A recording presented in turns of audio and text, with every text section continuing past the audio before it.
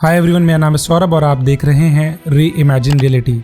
स्वागत है आपका क्वांटम सीरीज के सेकंड एपिसोड में। पिछले एपिसोड में हमने समझा था कि कैसे सर आइजैक न्यूटन ने लाइट को पार्टिकल मान के रिफ्लैक्शन, रिफ्रैक्शन और डिस्पर्जन जैसे फिनोमेना को डिस्कस किया।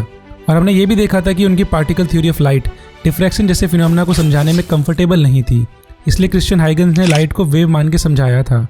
बट उनके पास स्ट्रॉन्ग मैथमेटिकल एविडेंस और आइजैक न्यूटन का काफ़ी बड़ा नाम होने की वजह से उनकी थ्योरी को कई सालों तक माना नहीं गया।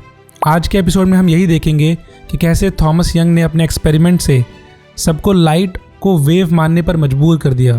बट यंग की थ्योरी में कुछ कमियां थी, उसे कैसे मैक्सवेल ने आके पूरा किया। तो अगर आप इन टॉपिक में इंटरेस्टेड हैं तो बने रहें हमारे साथ। थॉमस यंग ने 19वीं सेंचुरी की शुरुआत में कुछ कमाल के प्रयोग किए जो साइंटिस्ट को वेव थ्योरी को एक्सेप्ट करने पे मजबूर करने वाले थे। 1801 में थॉमस यंग ने रॉयल सोसाइटी में एक लेक्चर के दौरान on the theory of light and colours पर अपना एक पेपर प्रस्तुत किया। उसमें उन्होंने point by point sir Isaac Newton के पार्टिकल थ्योरी में कमियां निकालते हुए लाइट के वेव नेचर को स्टैब्लिश करने की कोशिश की। उन्होंने अपने पेपर के प्रोपोजिशन 8 में इंटरफेरेंस फिनोमेना के बारे में खुल के डिस्कस किया और वेव की एक इंपॉर्टेंट प्रॉपर्टी सुपरपोजिशंस के बारे में भी बात की। आइए थॉमस यंग के द्वारा किए गए फेमस डबल स्लिट एक्सपेरिमेंट को समझते हैं।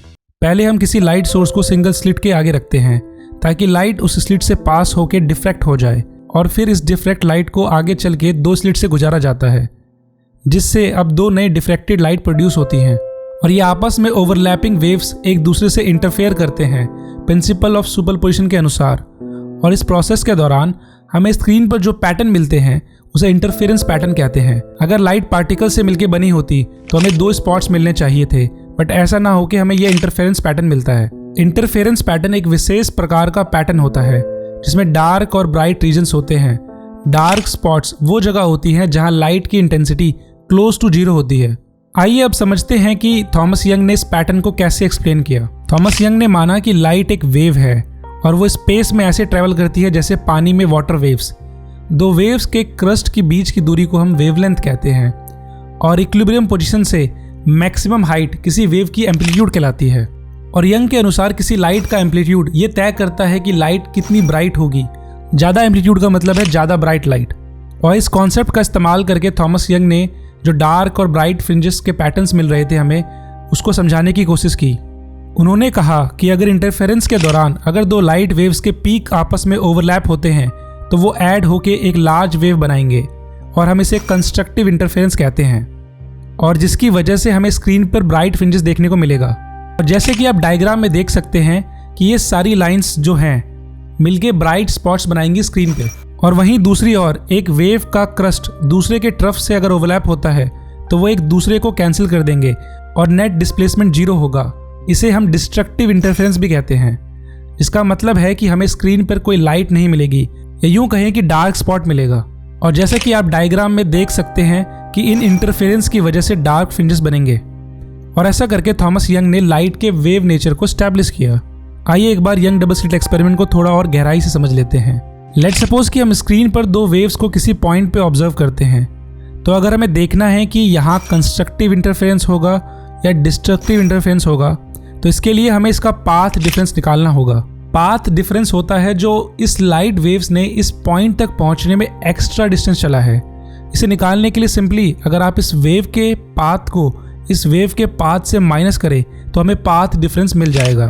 तो अगर हमारा path difference whole number of wavelengths के टाइम्स के बराबर आता है तो हम स्क्रीन पर कंस्ट्रक्टिव इंटरफेरेंस देखने को मिलेगा, जिससे हमें स्क्रीन पर ब्राइट फ्रिंजेस मिलेंगी। और अगर path difference half of the wavelength time होगा तो हमें स्क्रीन पर डिस्ट्रक्टिव इंटरफेरेंस देखने को मिलेगा, जिसकी वजह से स्क्रीन पर डार्क स्पॉट्स मिलेंगे। तो इस एक्सप्लेनेशन के बाद ये एस्टेब्लिश हो गया कि लाइट एक लॉन्गिट्यूडिनल वेव है। हाइगन का आइडिया सही था, बट ये कहानी का अंत नहीं है। अभी एक और बड़ी समस्या हमारे सामने थी वेव मानने में।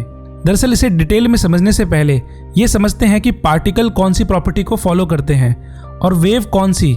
इस सेक्शन को ध्यान से समझिएगा क्योंकि पूरे इस क्वांटम सीरीज में ये काफ़ी काम की बात है। दरअसल किसी पार्टिकल के पास फिक्स पोजीशन होता है, और अगर वो मोशन में है तो उसके पास वेलोसिटी होगी, और अगर वेलोसिटी है तो उसके पास मोमेंटम आ जाएगा और काइनेटिक एनर्जी भी।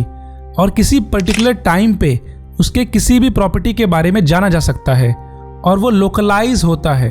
ये वर्ड काफ़ी इंपॉर्टेंट है। मतलब किसी भी इंस्टेंट पर उसकी किसी भी प्रॉपर्टी के बारे में हम कुछ भी जान सकते हैं, चाहे उसके पोजीशन और उसके वेलोसिटी को एक ही समय पे अगर हमें जानना हो तो हम जान सकते हैं। अब बात करते हैं वेव्स की। वेव के साथ कोई वेवलेंथ एसोसिएटेड होता है और उस वेव का एक एम्पलीट्यूड होता है, और जब वेव मोशन में होता है तो उसके पास वेव वेलोसिटी होती है। बट हम किसी वेव को किसी एक वक्त पर उसके पोजीशन और उसके वेलोसिटी को एक्यूरेटली नहीं जान सकते, क्योंकि वेव किसी रीजन में स्प्रेड आउट होता है, यानी उसे लोकलाइज नहीं कर सकते। Wave reflection, diffraction, interference, polarization जैसे फिनोमेना करते हैं, और लाइट को वेव मान के हम अभी तक इनमें से सब समझा पा रहे थे। बट जब हम पोलराइजेशन को समझाते थे लाइट को लॉन्गिट्यूडनल वेव मान के, तब काफ़ी दिक्कत आती थी। तो आइए एक बार पोलराइजेशन को समझते हैं।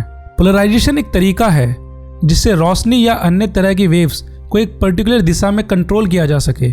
सोचो कि रोशनी एक तरह की वेव है और पोलराइजेशन उस वेव का कुछ खास तरह से फिल्ट्रेशन है जो सिर्फ एक दिशा में वाइब्रेशन को अलाउ करता है।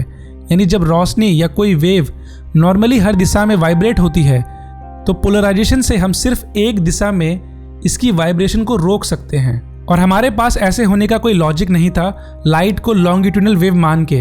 तो फिर सवाल आता है कि क्या लाइट वेव नहीं है या हमारी थ्योरी में कुछ गड़बड़ है? तो इसका जवाब है लाइट वेव तो है, क्योंकि पोलराइजेशन एक वेव फिनोमेना है। इसका मतलब कोई और गड़बड़ है, और गड़बड़ थी लाइट को लॉन्गिट्यूडनल वेव मानने में। तो फिर लाइट किस प्रकार की वेव है, ये सवाल खड़ा होता है।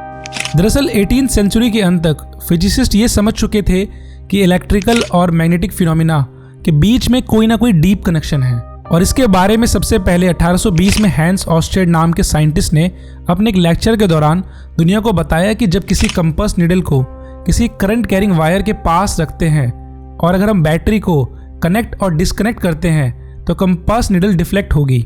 उन्होंने कहा ऐसा इसलिए हो रहा है क्योंकि चेंजिंग इलेक्ट्रिक करंट की वजह से मैग्नेटिक फील्ड जनरेट हो रही है, और मैग्नेटिक फोर्स की वजह से कंपास निडल डिफ्लेक्ट होता है।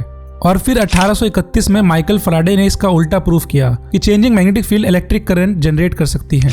और सबसे इंपॉर्टेंट काम किया मैक्सवेल ने। उन्होंने 1864 में एक पेपर पब्लिश किया, a dynamical theory of the electromagnetic field नाम से, जिसमें उन्होंने मैथमेटिकल डिस्क्रिप्शन दिए इलेक्ट्रिक और मैग्नेटिक फील्ड के बीच में, और उनकी इक्वेशन हर टाइप के फिनोमेना को समझाने में कैपेबल थी। उन्होंने पूरे इलेक्ट्रोमैग्नेटिज्म को इन 4 ब्यूटीफुल सी इक्वेशन में समेट दिया, जिसमें पहली equation Gauss law of electric field पे थी, और दूसरी equation Gauss law for magnetism पे, थर्ड इक्वेशन फैराडेज लॉ पे बेस्ड थी, और fourth equation Ampere law with Maxwell addition पे बेस्ड थी। इन ब्यूटीफुल इक्वेशन को इलेक्ट्रिसिटी और मैग्नेटिज्म वाले सीरीज में डिटेल में समझेंगे। अभी अपनी कहानी के लिए जो मेन बात है उस पर गौर करते हैं। तो मैक्सवेल ने इन इक्वेशन को फर्दर सॉल्व किया तो उन्होंने पाया कि इलेक्ट्रिक फील्ड और मैग्नेटिक फील्ड से बनने वाली इलेक्ट्रोमैग्नेटिक वेव, जिसमें changing electric field magnetic field को जनरेट करती है और changing magnetic field electric field को, और ये दोनों आपस में परपेंडिकुलर होते हैं, और जो वेव प्रोपोगेट करती है वो इन दोनों के परपेंडिकुलर होती है, और इसी वजह से इलेक्ट्रोमैग्नेटिक वेव को किसी मीडियम की आवश्यकता नहीं होती ट्रैवल करने के लिए। और जब उन्होंने इस इलेक्ट्रोमैग्नेटिक वेव की स्पीड निकाली तो उन्होंने पाया कि इसकी स्पीड जो है वो 3 × 10⁸ मीटर पर सेकेंड है, और ये स्पीड ऑफ लाइट के बराबर थी। तो उन्होंने सोचा कि लाइट भी एक इलेक्ट्रोमैग्नेटिक वेव हो सकती है, और जब हम लाइट को लॉन्गिट्यूडनल वेव की जगह इलेक्ट्रोमैग्नेटिक वेव मान के पोलराइजेशन को समझाते हैं तो हमें कोई दिक्कत नहीं होती। और मैक्सवेल ने सोचा कि अलग अलग वेवलेंथ की और टाइप की वेव्स भी होनी चाहिए, और हमें बाद में पता चला कि विजिबल लाइट इलेक्ट्रोमैग्नेटिज्म स्पेक्ट्रम का एक छोटा सा हिस्सा है। इस डिस्कवरी के बाद सबको ये लगने लगा कि हमने लाइट को और उसके नेचर को पूरी तरह से समझ लिया। बट 19वीं सेंचुरी के अंत तक फिजिक्स में कुछ ऐसे एक्सपेरिमेंट हुए जिसने फिर से एक बार लाइट के नेचर पर सवाल खड़ा करना शुरू कर दिया। उन्हीं सवालों में से एक था अल्ट्रावायलेट कैटास्ट्रोफी और दूसरा फोटो इलेक्ट्रिक इफेक्ट। तो आइए अब समझते हैं फोटो इलेक्ट्रिक इफेक्ट क्या है। अगर हम किसी बीम ऑफ लाइट को किसी मेटल सरफेस पर डालते हैं तो उस मेटल सरफेस से इलेक्ट्रॉन इजेक्ट होता है। इस फिनोमेना को फोटो इलेक्ट्रिक इफेक्ट कहते हैं। आइए अब समझते हैं कि प्रॉब्लम क्या थी लाइट को इलेक्ट्रोमैग्नेटिक वेव मान के इसे एक्सप्लेन करने में। जैसे कि हम जानते हैं किसी इलेक्ट्रोमैग्नेटिक वेव की एनर्जी प्रोपोर्शनल होती है इंटेंसिटी के। इंटेंसिटी का ब्राइटनेस से लेना देना है। अगर हाइयर इंटेंसिटी है तो लाइट ज़्यादा ब्राइट होगी, और कम इंटेंसिटी है तो लाइट कम ब्राइट होगी। आइए एक एग्जाम्पल समझते हैं। एज्यूम करो कि हम किसी पर्टिकुलर लाइट को किसी मेटल सरफेस पर डाल रहे हैं, और मान लीजिए उस लाइट की वजह से अभी कोई इलेक्ट्रॉन मेटल से इजेक्ट नहीं हो रहा है। तो मेटल सरफेस से इलेक्ट्रॉन को इजेक्ट करवाने के लिए आप क्या करेंगे? आप लाइट की एनर्जी को इंक्रीज करेंगे ताकि मेटल में मौजूद इलेक्ट्रॉन के पास इतनी एनर्जी हो जाए कि वो मेटल के सरफेस से बाहर आ सके। तो लाइट की एनर्जी बढ़ाने के लिए हम उसकी इंटेंसिटी बढ़ाना चालू करते हैं, पर हम ऑब्जर्व करते हैं कि मेटल सरफेस से अभी भी इलेक्ट्रॉन नहीं निकल रहा है। और ये काफ़ी चौंकाने वाली बात थी, क्योंकि इससे लाइट के वेव होने पर सवाल खड़ा होता है। और इसी प्रॉब्लम को सॉल्व किया सर अल्बर्ट आइंस्टाइन ने। बट आइंस्टाइन के एक्सप्लेनेशन को डिटेल में समझने के लिए हमें सबसे पहले इस पूरी कहानी में दूसरी कहानी को जोड़ना होगा, और वो कहानी है मैक्स प्लैंक की, जिन्होंने अल्ट्रावायलेट कैटास्ट्रोफी को समझाया।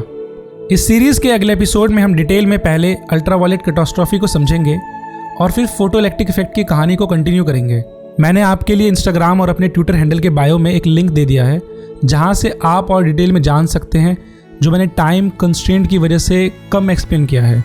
और यूज़फुल लिंक और इन्फॉर्मेशन के लिए आप मुझे वहाँ फॉलो भी कर सकते हैं। और प्लीज़ इस वीडियो को ज़्यादा से ज़्यादा लोगों के साथ शेयर करें, ताकि हम साइंस और साइंटिफिक थिंकिंग को डेवलप कर सकें। तो मिलते हैं एक नए एपिसोड में। Good bye.